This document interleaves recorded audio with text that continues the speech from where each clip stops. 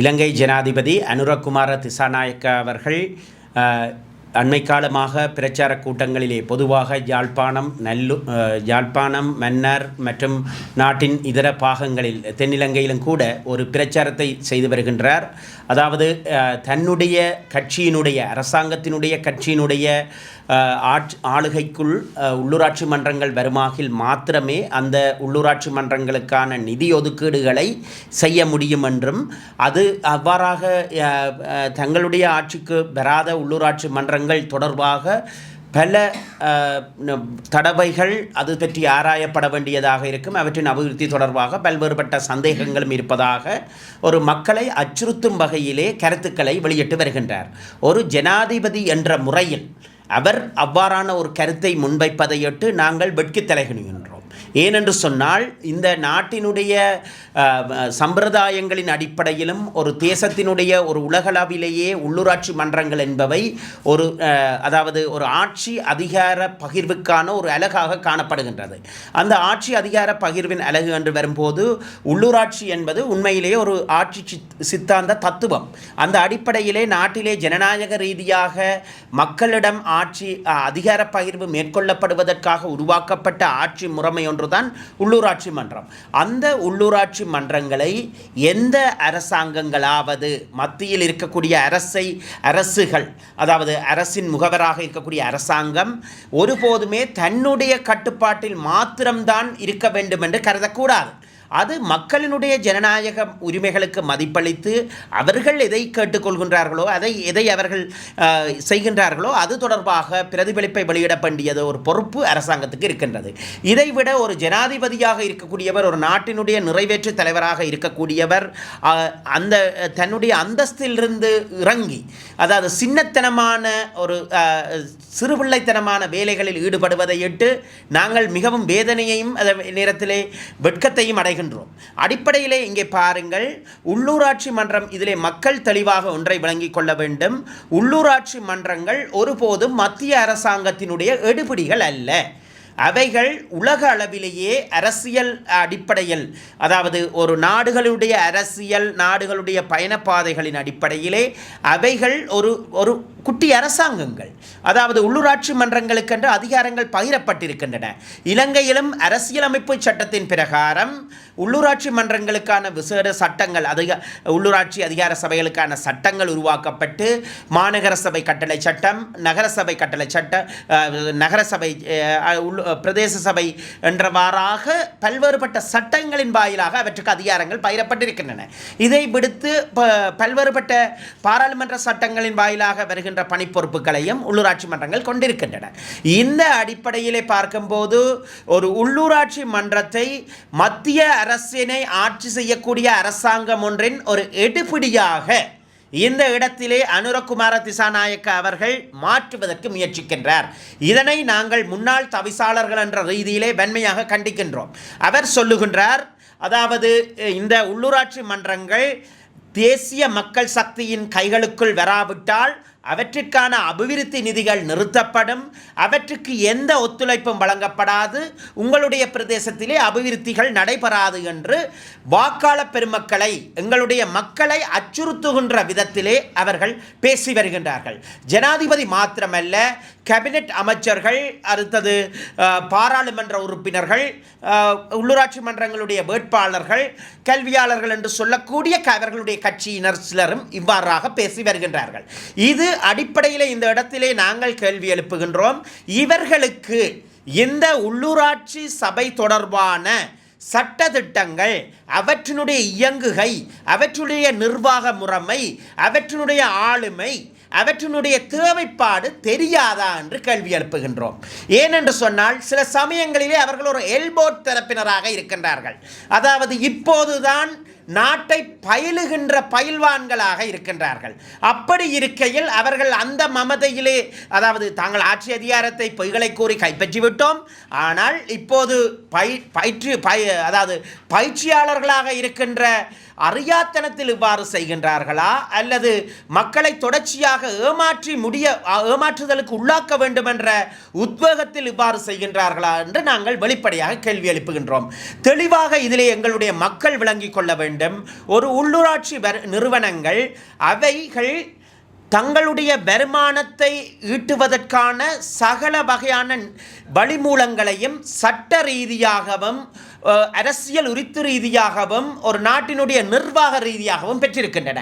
உள்ளூராட்சி நிறுவனங்கள் எவ்வாறு இயங்குகின்றன என்று சொன்னால், அவர்கள் மக்களிடத்திலே பெறப்படுகின்ற சோலை வரி, அது சில சமயங்களிலே வடக்கு கிழக்கிலே ஒரு நீண்டகால யுத்தத்தின் காரணமாக குறைவான தொகையிலே பழைய காலத்து மதிப்பீடுகளிலே காணப்படலாம். ஆனால் இப்போது அவற்றை மறுசீரமைக்கப்பட்டு வருகின்றன. இவற்றுக்கு அப்பால் முத்துரை தீர்வை வரி, ஆதனங்களை பெயர் மாற்றுகின்ற போது, காணி போன்ற ஆதனங்களை பெயர் மாற்றுகின்ற போது காணப்படுகின்ற முத்துரை தீர்வை வரி உள்ளூராட்சி நிறுவனத்துக்கு சொந்தமானது. நீதிமன்ற குற்ற தண்டப்பணங்கள், இந்த போக்குவரத்து போலீசார் விதிக்கின்ற தண்டப்பணங்கள் அனைத்தும் உள்ளூராட்சி மன்றத்துக்கு சொந்தமானது. இவற்றுக்கு மேலாக உள்ளூராட்சி மன்றங்கள் தனக்கு சொந்தமான, அதாவது உள்ளூராட்சி அதிகார சபைகளுக்கு சொந்தமான சொத்துக்களை குத்தகைக்கு விடுதல், சந்தைகளை குத்தகைக்கு விடுதல், வீதியிலே போக்குவரத்து ஒழுங்குகளுக்காக வாகன திரைப்படங்களை அமைத்தல், கடைகளை கட்டி வாடகைக்கு விடுதல், நிதி மூலங்களை ஏற்படுத்துதல் என்று பல்வேறுபட்ட நிதி மூலங்களின் ஊடாக அவர்கள் வருமானம் பெறக்கூடியவர்களாக இருக்கின்றார்கள். வடக்கிலே இருக்கின்ற உள்ளூராட்சி மன்றங்கள் குறிப்பாக தங்களுடைய நிலையான வைப்புகளின் ஊடாக கூட பாரிய அளவிலே வருமானம் பெற்று வருகின்றார்கள். இந்த இவ்வாறாக பலதரப்பட்ட நிலைமைகள் காணப்படுகின்ற போது ஜனாதிபதி இவை எல்லாவற்றையும் மறைத்து கொண்டு அல்லது அறியாதவராக மக்கள் முன்னிலையில் மிகவும் ஒரு பேக்காட்டுத்தனமாக ஒரு பொய்ப்பிரச்சாரம் ஒன்றை செய்கின்றார். தயவு செய்து இந்த பொய்ப்பிரச்சாரங்களை கைவிடுங்கள். நீங்கள் நீதி முறையிலே என்னத்தை செய்ய முடியும், என்னத்தை செய்தோம் என்பதை சொல்லுங்கள். அவற்றை சொல்ல முடியாத பட்சத்திலே, அதாவது தமிழ் மக்களிடத்திலே இன்று பல கேள்விகள் இருக்கின்றன. நீங்கள் ஆட்சிக்கு வந்த பின்னர் காணாமல் போனோர் தொடர்பாக என்ன செய்தீர்கள், அரசியல் கைதிகள் தொடர்பாக என்ன செய்தீர்கள், தமிழ் மக்களுக்கு இழைக்கப்பட்ட பாரதூரமான மனித உரிமை மீறல்கள் தொடர்பாக என்ன செய்தீர்கள் என்ற கேள்விகள் காணப்படுகின்றன. அவர்கள் சிங்கள மக்களுக்கு இழைக்கப்பட்ட ஒரு சில அநீதிகளை மாத்திரம் கையில் எடுக்கின்றார்கள். அதற்கு அப்பால் லஞ்சம் ஊழல் என்ற வகையிலே சிலரை கைது செய்கின்றார்கள். நாங்கள் வரவேற்கின்றோம். ஆனால் அந்த கைது செய்பவர்கள் எல்லோருமே துரும்புச் சீட்டுகளாக இருக்கின்றார்கள். பெரிய முதலைகளை பாதுகாத்து கொண்டு அரசாங்கம் தனக்கே உரிய ஒரு நிகழ்ச்சி நிரலை செய்கின்றது. அந்த அடிப்படையிலே நாங்கள் தெளிவாக சொல்லுகின்றோம், நீங்கள் எந்த சந்தர்ப்பத்திலும் எங்களுடைய மக்களை ஏமாற்றுவதற்கு இடமில்லை என்ற அடிப்படையிலே இன்று ஒரு வகை அச்சுறுத்தலை பிரயோகிக்காதீர்கள். நிச்சயமாக இது அச்சுறுத்தல். என்னுடைய குடும்பங்களில் கூட அவர்கள் கேட்கின்றார்கள், இந்த உள்ளூராட்சி மன்றங்களுக்கான நிதியை ஜனாதிபதி நிறுத்துவன் என்று சொல்லி இருக்கின்றார் என்றால் எதிர்காலத்திலே உள்ளூராட்சி மன்றங்கள் இயங்க முடியாமல் போகுமா என்று. அவ்வாறு அல்ல. எல்லா சகல உள்ளூராட்சி மன்றங்களின் நிதி மூலங்களை கொண்டிருக்கின்றது. அந்த உள்ளூராட்சி மன்றங்கள் இயங்க முடியும். அவ்வாறான நிலைமையிலே நீங்கள் கேட்கலாம், ஆகவே உள்ளூராட்சி மன்றங்களுக்கு வேறு எந்த நிதி மூலங்களிலிருந்து நிதி வருகின்றது என்று. உங்களுக்கு தெரியும், மாகாண குறித்து ஒதுக்கப்பட்ட நிதிகளின் வாயிலாக மிகவும் வருமானம் குறைந்த சில சபைகளுக்கு ஒரு சொற்பளவிலான நிதி பாய்ச்சப்படுகின்றது. அது சில மில்லியன்கள். நாங்கள் உள்ளூராட்சி மன்றங்கள் செலவிடுகின்ற அபிவிருத்தி நிதிகளுடன் ஒப்பிடும்போது அவை ஒரு சிறிய திட்டங்களாக இருக்கின்றது. அப்படி இருக்கின்ற போதும் அதற்கு அடுத்தபடியாக சில சமயங்களிலே மத்திய அரசாங்கத்தினுடைய மானிய கொடுக்கல் வாங்கல்கள் இடம்பெறுகின்றன. ஆனால் அந்த கொடுக்கல் வாங்கல்களிலான் உள்ளூராட்சி நிறுவனத்தின் உயிர் மூச்சும் கிடையாது, உள்ளூராட்சி மன்றத்தினுடைய வாழ்வாதாரமும் கிடையாது, உள்ளூராட்சி மன்றத்தினுடைய நகர்வும் கிடையாது. அந்தந்த உள்ளூராட்சி மன்றங்கள் தாங்கள் பெறுகின்ற நிதியை அடிப்படையாக கொண்டு தனியான வரவு செலவு திட்டத்தை தயாரிக்கின்றன. அந்த வரவு செலவு திட்டத்தை நிறைவேற்ற வேண்டிய பொறுப்பு அந்தந்த பிரதேச சபையினுடைய தவிசாளர், அதாவது தலைவருக்கே காணப்படுகின்றது. முக்கியமாக நீங்கள் பார்க்க போனீர்கள் என்றால், ஒரு பிரதேச சபை ஒன்றினுடைய நிறைவேற்று அதிகாரியாகவும் பிரதான கணக்காளராகவும் அந்த பிரதேசத்தினுடைய அந்த தவிசாளர், பிரதேச சபையினுடைய தவிசாளர் தான் சட்டபூர்வமாக சீஃப் அக்கவுண்டனாக கூட இருக்கின்றார். இது கூட இவர்களுக்கு தெரியாமல் சொல்லுகின்றார்கள் உள்ளூராட்சி மன்றத்துக்கு நிதி பெற முடியாது என்று. ஆகவே உள்ளூராட்சி மன்றத்தினுடைய நிதி செலவீனம் தொடர்பாக மத்திய அரசாங்கம் தேவையற்ற எந்த தலையீட்டையும் கொள்ள முடியாது. நான் ஒரு உதாரணத்தையும் சொல்லுகின்றேன். கடந்த காலங்களிலே, அதாவது நாங்கள் உள்ளூராட்சி மன்றங்களிலே மேற்கொள்ளப்படுகின்ற அபிவிருத்தி திட்டங்கள் தொடர்பாக மாவட்ட அபிவிருத்தி குழுவிலே சில விஷயம் தெரியாத அதிகாரிகளும் அரசியல்வாதிகளுக்கு கூஜா தூக்குகின்ற அதிகாரிகளுமாக சொன்னார்கள், மாவட்ட அபிவிருத்தி குழுவிலே அனுமதி வேண்டுவதற்காக உங்களுடைய உள்ளூராட்சி மன்றத்தினால் மேற்கொள்ளக்கூடிய அபிவிருத்திகளுடைய பட்டியலையும் மேற்கொள்ளப்படுகின்ற பட்டியல்களையும் தங்களுக்கு அனுப்பி வைக்குமாறு சொன்னார்கள். நான் கேட்டேன், ஒருபோதும் நாங்கள் உங்களுக்கு அனுமதிக்காக அனுப்பி வைக்க வேண்டிய அவசியம் இல்லை. நீங்கள் அதனை திரும்பி பெற வேண்டும். இது எங்களுடைய பணத்திலே, எங்களுடைய மக்கள் ஆணையிலே எங்களுக்கென்ற ஒரு கௌரவ சபை இருக்கின்றது. பிரதேச மக்களால் தெரிவு செய்யப்பட்ட மக்கள் ஆணையை பெற்ற சபை இருக்கின்றது. அதன் அனுமதியின் அடிப்படையிலே தான் அபிவிருத்திகள் நடைபெறும். அந்த அனுமதிகள் அவ்வாறு தான் வழங்கப்பட முடியுமே தவிர இங்கே மாவட்ட அபிவிருத்தி குழு கூட்டத்திலே எந்த உள்ளூராட்சி மன்றத்தினுடைய அபிவிருத்திகள் தொடர்பாகவும் அதாவது அனுமதிகள் வழங்கப்பட முடியாது, அனுமதிக்கு நாங்கள் விண்ணப்பிக்க வேண்டும் என்ற தேவையும் கிடையாது என்று கூறி, ஆனால் நீங்களும் எங்களுடைய மக்கள் என்ற அடிப்படையில், நீங்களும் ஏனைய திணைக்களங்கள் என்ற அடிப்படையில் உங்களுக்கு விடயம் தெரிவதற்காக நாங்கள் அனுப்பி வைக்கின்றோம் என்று சொல்லியிருந்தேன். அதாவது அவ்வாறு நீங்கள் கேட்டால் ஒரு பொதுவாக மக்கள் தகவல்களை வெளிப்படுத்துவதன் நோக்கத்தின் அடிப்படையிலே நாங்கள் என்ன திட்டங்களை செய்ய போகின்றோம் என்ற விவரத்தை மாவட்ட அபிவிருத்தி குழுவுக்கு அனுப்பி வைக்கின்றோம் என்று சொல்லியிருந்தேன். அதனை அவர்கள் 100% ஏற்றுக்கொண்டார்கள். இதற்கு அடுத்தபடியாக நீங்கள் ஒன்றை கேளுங்கள். நான் தவிசாளராக இருந்தபோது, அதாவது முறைகேடான வகையிலே மஹிந்த ராஜபக்ஷ அரசாங்கம் 2 பேர் 3 பேர் இருக்கின்ற குடும்பங்கள் இருக்கின்ற, அதாவது தேவை அதிகமாக இருக்கின்ற பாதைகளை விடுத்து ஒரு 2 குடும்பங்கள் 3 குடும்பங்கள் இருக்கின்ற பிரத்யேக பாதைகளுக்கு நிதி ஒதுக்கினார்கள். அந்த நிதி ஒதுக்கங்களுக்கு நான் பதில் அனுப்பினேன். அதாவது இந்த வீதிகள் தொடர்பாக உரிய மாற்றங்கள் செய்து தரப்படும் பட்சத்தில் மாத்திரம்தான் இந்த நிதிகளுக்கான வேலைகளை மத்திய அரசாங்கம் எங்களுடைய பிரதேசத்திலே செய்யலாம் என்று, அவ்வாறாக செய்யலாம் என்பதன் மூலம் நான் சில வீதிகளிலே நீதிமன்ற வழக்குகளை எதிர்கொண்ட போதும் அவை அனைத்தும் எனக்கு சாதகமாக அமைந்தன. அவ்வாறாக ஒரு திணைக்களம் கூட அமைகின்ற உள்ளூராட்சி திணைக்களத்தின் உள்ளூராட்சி மன்றத்தினுடைய அனுமதி என்று இயங்க முடியாது. வீதி அபிவிருத்தி அதிகார சபையினர் வெளிகாமம் கிழக்கு பிரதேச சபைக்கு, இங்கே நான் ஒரு உதாரணத்தை முன்வைத்தால், சொந்தமான அச்சலு அம்மன் வீதியை எங்களுடைய தவிசாளருடைய எழுத்து மூல அனுமதியின்றி போடுவதற்கு முயற்சித்தார்கள்.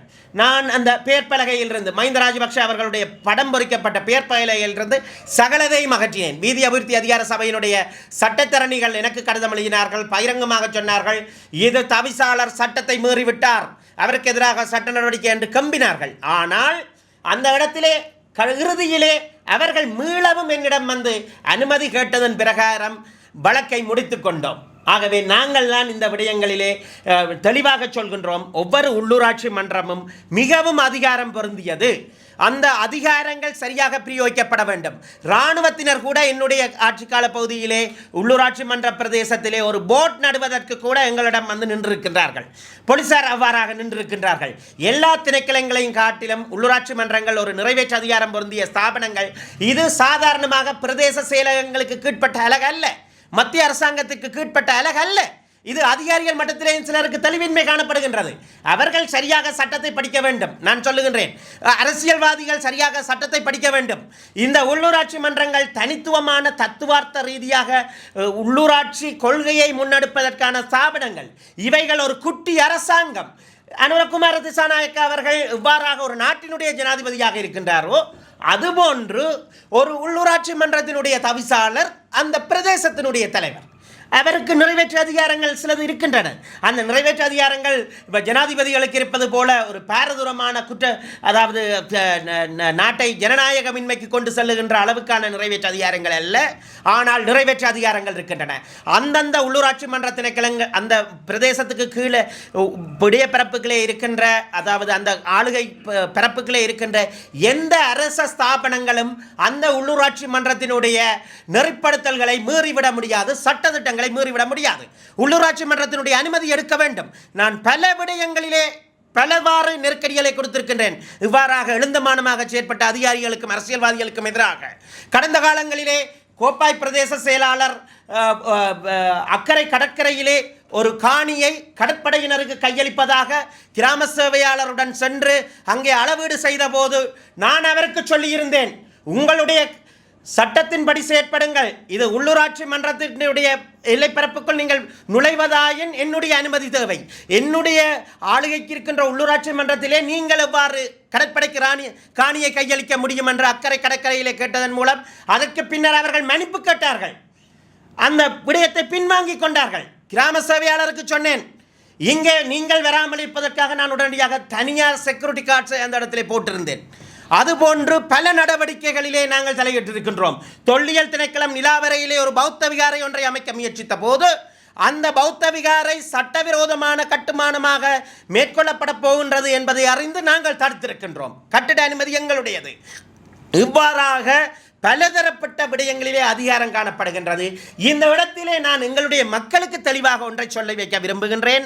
இந்த ஜனாதிபதி அவர்கள் இவ்வாறு சொல்லியிருக்கின்றார் என்ற அடிப்படையில், அதாவது உள்ளூராட்சி மன்றங்களுக்கான நிதி தன்னுடைய ஆட்சியில் இருந்தால் தான், தன்னுடைய கட்சியினுடைய ஆட்சியில் இருந்தால் தான் விடுவிக்கப்படும் என்று சொல்லியிருக்கின்றார் என்ற அடிப்படையிலே நான் தெளிவாக ஒரு கருத்தை சொல்லுகின்றேன்.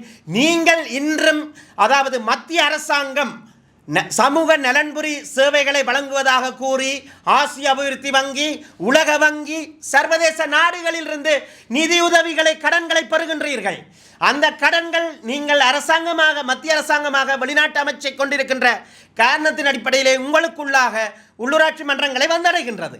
ஆகவே இந்த பணத்தை பெறுவதன் மூலம் நீங்கள் நாட்டை ஸ்திரப்படுத்த நினைக்கின்றீர்கள். டாலர்களின் அடிப்படையிலே இந்த உதவிகளை எங்களுடைய உள்ளூராட்சி மன்றங்களிலே திண்மக் கழிவு அகற்றல் முகாமைத்துவம் செய்ய வேண்டும் என்று ஜப்பான் நாட்டிலே கடந்த காலங்களிலே ஜப்பான் நிதியுதவியை பெற்றார்கள்.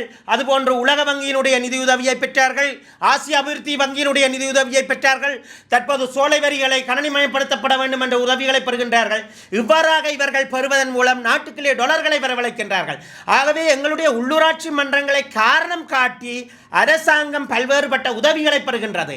இந்த உதவிகள் பெறப்படும் போது உங்களுக்கு தெரியும், நன்கு தெரியும், ஒரு உதவிகள் சர்வதேச முகவராண்மைகளுக்கூடாக சர்வதேச நாடுகளால் வழங்கப்படும் போது அவர்கள் முதலிலே ப்ரொபோசல்ஸை கேட்பார்கள், முன்மொழிவுகளை கேட்பார்கள். அந்த முன்மொழிவில் கூட அவ்வாறாக ஜனாதிபதி தான் சார்ந்த கட்சியினருக்கு மாத்திரம்தான் அந்த நிதி ஒதுக்கத்தை செய்ய முடியும் என்று சொன்னார் என்று சொன்னால் அவர்கள் 1% நிதியை விட மாட்டார்கள். இவ்வாறாக இன்று ஜனாதிபதி அவர்கள் இந்த கூறிய கூற்றை நான் பல்வேறுபட்ட தூதுவராலயங்களுக்கு தெரியப்படுத்தி இருக்கின்றேன். இவ்வாறாக தெரிவித்திருக்கின்றார் என்ற அடிப்படையிலே இது இலங்கையினுடைய பண வருவாயினுடைய வீழ்ச்சிக்கு காரணமாக அமைய போகின்றது. டாலர்களை பெறுவதற்கு வீழ்ச்சிக்கு காரணமாக அமைய போகின்றது. ஆகவே இந்த நாட்டினுடைய ஜனாதிபதி தன்னுடைய கட்சியை இங்கே இருக்கின்ற உள்ளூராட்சி மன்றங்களிலே ஆட்சி அமைப்புக வைப்பதற்காக இந்த நாட்டை அதல பாதாளத்துக்குள் தள்ள முயற்சிக்கின்றாரா என்று கேள்வி எழுப்புகின்றோம். அடிப்படையிலே இந்த உள்ளூராட்சி மன்றங்களுடைய அதாவது நலநோன்பு பணிகளை காட்டி இந்த அரசாங்கம் பெரும்பளவு நிதியை சர்வதேசத்திடமிருந்து காலாகாலமாக பெற்று வருகின்றது. அந்த நிதி அனைத்தும் தடைப்படக்கூடிய சந்தர்ப்பம் ஏற்படுகின்றது. ஏனென்று சொன்னால் இவர் கட்சி ரீதியாக சொல்லுகின்றார், இந்த கட்சியினுடைய ஆட்சி அமைத்தால் தான் அங்கே நிதி கிடைக்கும் என்று. அவ்வாறாக இவர் கட்சி ரீதியாக கூறுவாரானால் சர்வதேச ரீதியாக கிடைக்கின்ற உதவிகள் அரசியல் காரணங்களுக்காக வழங்கப்பட முடியாதவை என்பது ஒரு சிறிய குழந்தைக்கும் தெரியும். அந்த அடிப்படையிலே இவர்கள் தங்களுடைய கட்சியை, அதாவது இதை ஒரு இடதுசாரி நாடாக மாற்ற முயற்சிக்க யோசிக்கின்றார்கள். உங்களுக்கு தெரியும், இடதுசாரி நாடுகளிலே, இடதுசாரிகளிலே இருக்கக்கூடிய முற்போக்குத்தனமான விடயங்களை நாங்கள் வரவேற்கின்றோம். ஆனால் இடதுசாரி நாடுகளிலே ஒரு கட்சி தான் ஆட்சியில் இருக்க வேண்டும் என்பார்கள். ஒரு கட்சி, மாற்று கருத்துக்கு இடமில்லை என்பார்கள். அவ்வாறான ஒரு நிலைமையை, அதாவது சீனா போன்ற ஒரு நிலைமையை எங்கே ஏற்படுத்த நினைக்கின்றார். ஆகவே இவர் ஜனநாயகத்தை குழி தோண்டி புதைப்பதற்கு முயற்சிக்கின்றார். இவர் ஜனாதிபதியாக இருந்து கொண்டு இந்த நாட்டை அதல பாதாளத்துக்கு தள்ளுகின்ற ஒரு முயற்சியை தான் செய்கின்றார். இதை அவர் அறிந்து செய்கின்றாரா அல்லது அறியாமல் செய்கின்றாரா என்று நாங்கள் கேள்வி எழுப்ப முயற்சிக்கின்றோம். இந்த இடத்திலே நாங்கள் தெளிவாக சொல்கின்றோம், ஜனாதிபதியாக இருக்கலாம், இங்கே இருக்கக்கூடிய அமைச்சர்களாக இருக்கலாம், அல்லது பாராளுமன்ற உறுப்பினர்களாக இருக்கலாம், நாங்கள் விவாதத்திற்கு தயார், பகிரங்க மேடைகளிலே விவாதத்திற்கு தயார். இவர்கள் வருவார்களா? ஒரு எழுவாய் பயணிகளுடன் பேச தெரியாதவர்கள் எங்கே? வாருங்கள், நாங்கள் விவாதிப்போம், மக்களுக்கு உண்மைகளை தெரிவிப்போம், மக்களை பொய்ப்பகடையர்கள் ஆக்காதீர்கள். உங்களுடைய அரசாங்கம் ஆட்சியிலே இருக்கின்றது என்ற அடிப்படையிலே அரச வளங்களை துஷ்பிரயோகம் செய்து, அரச வளங்களை பயன்படுத்தி தேர்தல் முறைகேடுகளை மேற்கொண்டு பொய்களை கூறி மக்களை ஏமாற்றாதீர்கள். பகிரங்கமாக விவாதிப்பதற்கு அழைக்கின்றேன். அவர்கள் வருவார்கள், ஆனால் நாங்கள் தயார். மக்கள் முன்னிலையிலே மக்களின் கேள்விகளுக்கு நாங்கள் எந்த சந்தர்ப்பத்திலும் பதிலளிக்க தயார். மக்கள் எதற்கும் அச்சப்பட தேவையில்லை. நிச்சயமாக இது இந்த நாட்டினுடைய ஒரு பாரதூரமான பிரச்சனை. அந்த அடிப்படையிலே மக்கள் எந்த அச்சமும் இன்றி தாங்கள் விரும்புகின்ற தாங்கள் விரும்புகின்ற சக்திகளுக்கு வாக்களிக்க முடியும். அந்த அடிப்படையில் நான் தமிழ் மக்களுடைய உரிமைகளுக்காக நேசிக்கின்றவன் என்ற அடிப்படையில், எங்களுடைய மக்களுடைய உணர்வுகளை புரிந்து கொண்டவன் என்ற அடிப்படையில் நாங்கள் பகிரங்கமாக சொல்கின்றோம், தமிழ் தேசிய கட்சிகளுக்கு வாக்களியுங்கள். ஏனென்று சொன்னால் இவர்கள் இங்கே எந்த பிரச்சனையும் இல்லை. தமிழ் மக்களுக்கு இருப்பது எல்லாம் சாதாரண ஒரு வர்க்க பிரச்சனை என்று கூறி எங்களுடைய போராட்டத்தினுடைய நியாயத்தை, எங்களுடைய போராட்டத்தினுடைய தியாகத்தை திசை திருப்புவதற்கு முயற்சிக்கின்றார்கள். ஆகவே இந்த இடத்திலே மக்கள் சரியான முடிவெடுக்க வேண்டும் என்று கேட்டுக்கொள்ள விரும்புகின்றேன்.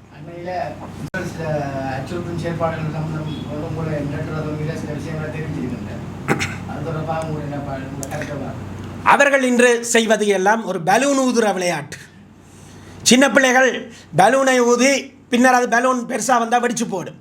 அது மாதிரி ஒரு பலூன் ஊதுற விளையாட்டு. அது அவர்களுடைய இயலாமை, அவர்களுடைய அரசியல் தக்க வைக்க முடியாமை காரணமாக அவர் என்னை மிகவும் நரி என்ற வகையிலே பகிரங்க மேடையிலே, ஒரு நாட்டினுடைய 2வது தலைவரான பிரதமர் இருக்கின்ற மேடையிலே என்னை நரி என்றும் நான் குழப்புவதற்கு முயற்சித்தேன் என்றும் சொல்லியிருந்தார். அங்கே இருந்த நியாயபூர்வமான காரணம் எது என்றால், நாங்கள் வழிபடுகின்ற கோயில்களிலே சப்பாத்து கால்களுடன் இராணுவத்தினரும், அதே நேரத்திலே அந்த கோயில் வளாகத்துக்குள்ளே கோயிலுடைய முகப்பை மறைத்து கோயிலுடைய விசேட வழிபாடுகள் நடைபெற்று கொண்டிருக்கின்ற நேரத்திலே அங்கே ஒரு தேர்தல் பிரச்சார கூட்டத்தை நடத்தினார்கள்.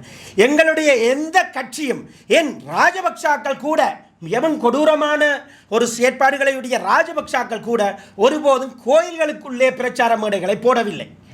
அவ்வாறாக இவர்கள் பிரச்சார மேடையை போட்டு அங்கே தேர்தல் ஆணையாளர் திணைக்களத்தினுடைய முறைப்பாட்டு பிரிவை நான் சென்று சந்தித்து கதைத்த போது அவர்கள் அதை பிழை என்று ஏற்றுக்கொண்டார்கள். இந்த இடத்திலே பேனர்கள் அகற்றப்படும் என்றார்கள்.